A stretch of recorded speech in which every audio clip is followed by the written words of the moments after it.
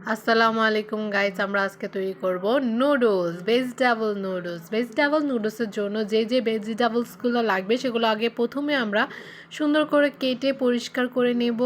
তারপরে হচ্ছে কি লাগবে, আজকে আমরা হচ্ছে গাজর দেব, আলু দেব, পেঁয়াজ দেব। এটা হচ্ছে আমরা হচ্ছে কাটিং করে নেব সবগুলো, টমেটো, পেঁয়াজ এই যেভাবে সুন্দর করে কাটিং করে নিয়ে আমরা হচ্ছে তারপরে হচ্ছে রান্না শুরু করে দিব। বলতে গেলে এখানে হচ্ছে আমাদের কি লাগলো সব কিছুতে এখানে সুন্দর করে ছোট ছোট করে কেটে নিলাম, কুচি কুচি করে কেটে নেওয়ার মতো করতে হবে। তারপরে হচ্ছে নুডলসটাকে সিদ্ধ করতে দিচ্ছিলাম, এখন ঠান্ডা পানি দিয়ে ভালো করে ধুয়ে নেব।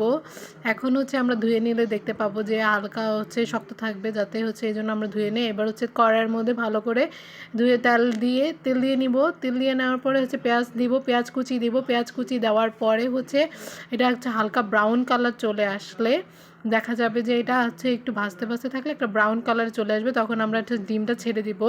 আমরা হচ্ছে একটা ডিম দিতেছি, এখানে একটা প্যাকেট ডিম নুডলসের মধ্যে একটা ডিমই যথেষ্ট, একটা ডিম দিচ্ছি। একটা ডিমের পরে হচ্ছে কিছু যে মশলা ছিল, রাঁধুনি মশলা, তারপরে হচ্ছে ম্যাগি মশলা, এগুলো সব দিয়ে দিয়েছি। আর নুডলসের সাথে একটা মশলা ছিল সেটা দিয়ে দিয়েছি, আর আলু, তারপরে হচ্ছে পেঁয়াজ, টমেটো সবগুলো হচ্ছে একসাথে দেওয়ার পর নুডলসটা ঢেলে দিয়েছি। নুডলসটা ঢেলে দেওয়ার পরে হচ্ছে আমরা সবগুলো সুন্দর করে ম্যারিনেট করে নিয়েছি। এভাবেই হয়ে গেল আমাদের সুন্দর নুডলস। আর এইভাবেই আমরা তৈরি করে ফেললাম ভেজিটেবল নুডলসটা খেতে অনেক মজা হয়।